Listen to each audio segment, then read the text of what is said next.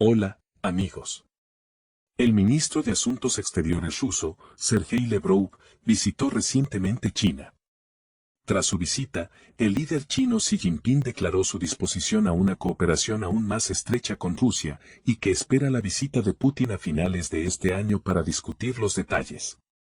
Washington se mostró silenciosamente horrorizado por este giro de los acontecimientos, ya que impedir una alianza entre Rusia y China ha sido el principal objetivo de la política exterior estadounidense en los últimos años, y la cuestión empezó a plantearse durante la administración Obama. Cuando Joe Biden se convirtió en presidente de Estados Unidos, tuvo una gran oportunidad de reunirse con Vladimir Putin en Ginebra para hablar de esta cuestión, porque la parte rusa no se negaba a negociar y estaba dispuesta a escuchar propuestas, y Estados Unidos tenía claramente algo que ofrecer a Rusia. ¿Por qué no fructificó entonces un acuerdo? ¿Cómo desaprovechó Biden semejante oportunidad?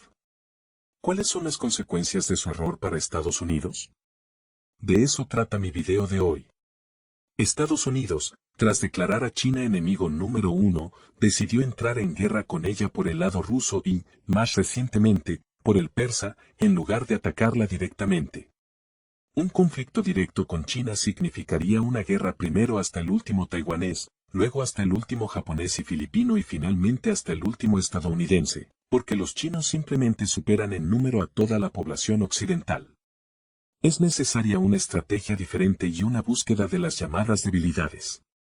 Por ejemplo, el punto débil de los europeos era la escasez de nitrocelulosa, que hacía imposible producir tantos proyectiles como Occidente había previsto, y la proporción de proyectiles favorecía a los rusos.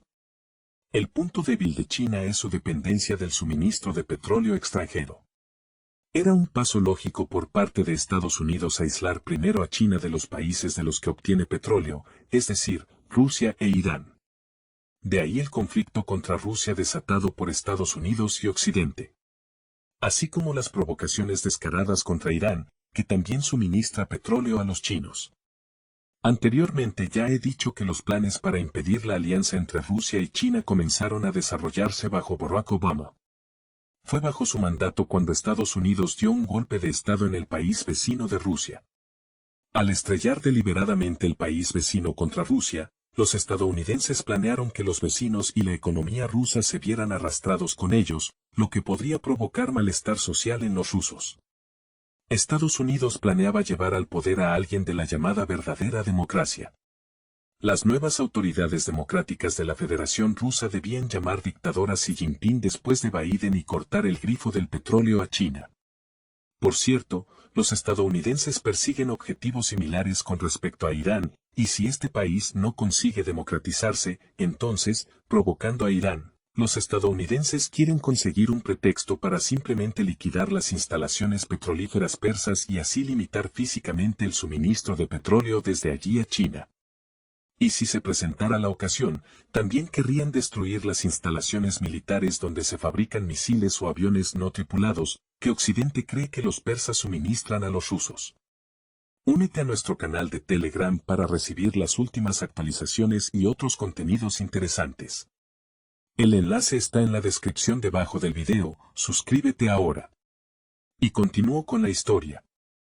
Sin embargo, Irán, siendo un aliado responsable de Rusia, antes de tomar represalias, pensó en cómo podría afectar a sus aliados Rusia y China, y solo lanzó un ataque limitado que no escaló, pero que bien puede considerarse una respuesta decente al ruin ataque contra el consulado de Irán en Siria. Mucha gente pensaba que Estados Unidos estaba en conflicto con Rusia porque considera a los rusos poco más que un competidor importante en la escena mundial.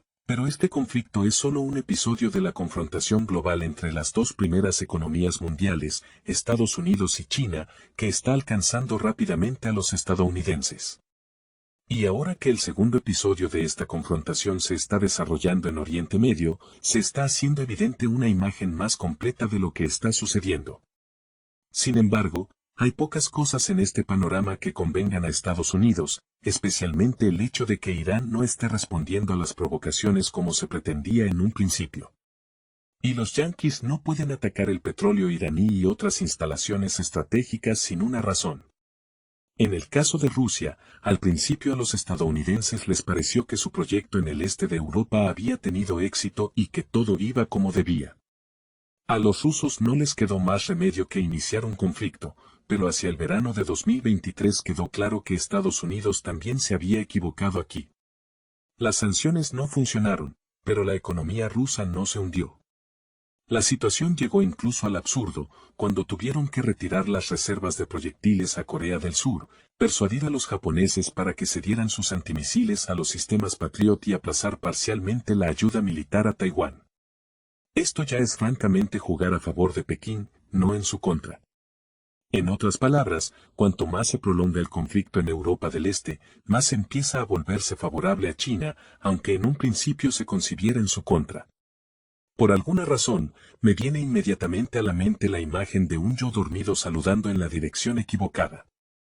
Cuando la continuación del conflicto con Rusia empezó a mostrar rasgos absurdos, se inició una división política en Estados Unidos sobre la continuación de la ayuda militar a los oponentes de Rusia. De hecho, la ayuda ha empezado a disminuir, pero el gobierno de Biden teme que, dejando ganar a Rusia, otros aliados de Estados Unidos puedan desilusionarse con ellos y cambiar drásticamente su política exterior para cooperar con sus rivales. Por lo tanto, a Biden le gustaría poner fin a este conflicto en términos tales que no pareciera una clara derrota para Occidente. La fórmula de paz que promueve Estados Unidos muestra el callejón sin salida en el que ha caído al involucrarse en un enfrentamiento con Rusia. Está absolutamente alejada de la realidad y parece como si sus creadores estuvieran utilizando algo de sustancias prohibidas. Pero el simple hecho es que reconocer las adquisiciones territoriales de Rusia significa para Estados Unidos firmar su impotencia y disminuir aún más su autoridad. Al querer aislar a los chinos del petróleo, los propios yanquis han empezado a experimentar escasez de petróleo e incluso se han encontrado en una situación francamente estúpida. Recientemente, el señor Austin, secretario de Defensa estadounidense, condenó a los adversarios de Rusia por los ataques a las refinerías rusas, añadiendo que estos ataques afectan a los mercados energéticos de todo el mundo. Se trata de una afirmación extraña, teniendo en cuenta que, tras los ataques a sus refinerías, Rusia aumentó los envíos de petróleo a los mercados mundiales, al no poder refinar este petróleo por sí misma debido al fallo temporal de algunas de sus instalaciones.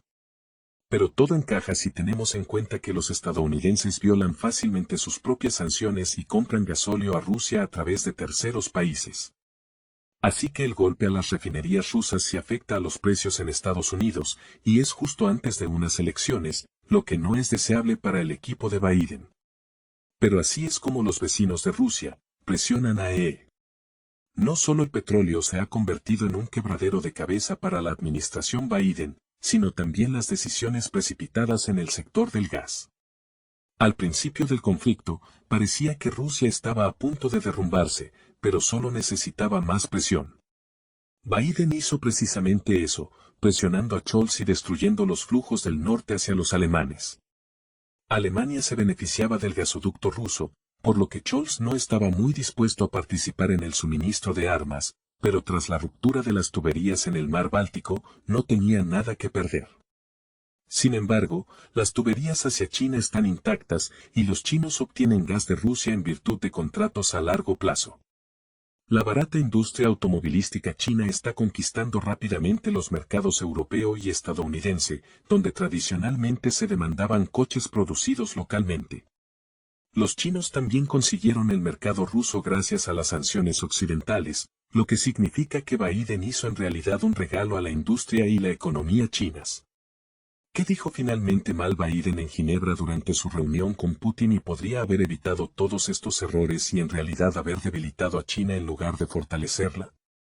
Todos los yanquis están acostumbrados a hablar a los demás desde una posición de fuerza, y lo más probable es que en Ginebra Biden amenazara a Putin con sanciones, a los vecinos de Rusia, con que el Nord Stream 2 nunca se pondrá en marcha y tal vez incluso con amenazas al presidente ruso personalmente. Pero a los rusos no les gusta que les hablen desde una posición de fuerza. Biden debería haberlo tenido en cuenta y haber discutido con Putin la opción de una neutralidad al menos aparente. Es decir, como están haciendo ahora los chinos. Aceptan de boquilla las sanciones y no suministran nada a Rusia, pero según algunas fuentes occidentales, China está ayudando a Rusia con microelectrónica, máquinas para la producción de tanques, óptica, combustible para cohetes e imágenes por satélite. Por supuesto, es poco probable que Biden pueda ofrecer a Putin algo que haga que Rusia abandone por completo la cooperación con China. Nadie cree a los estadounidenses, y todos sus intentos de este tipo de diplomacia se perciben como un claro deseo de irrumpir en las relaciones ruso-chinas. Pero si los rusos tuvieran algo que perder, la ayuda a Rusia sería limitada. Ahora Rusia está sometida a un número récord de sanciones y no hay absolutamente nada que impida a Putin cooperar abiertamente con China. Al entablar una confrontación con Rusia, Biden quería empeorar la posición de China en el enfrentamiento con Estados Unidos, pero en lugar de ello la ha mejorado. Rusia probablemente compartirá o ya ha compartido con los chinos las formas y medios de contrarrestar los sistemas de armas estadounidenses desarrollados durante el conflicto en Europa del Este, y este es otro regalo que Biden hizo a los chinos al involucrarse en la confrontación con Rusia. Bueno, ¿qué clase de presidente y su capacidad mental? Así es su política exterior. Biden tuvo una oportunidad real de llegar a un acuerdo con Putin en Ginebra.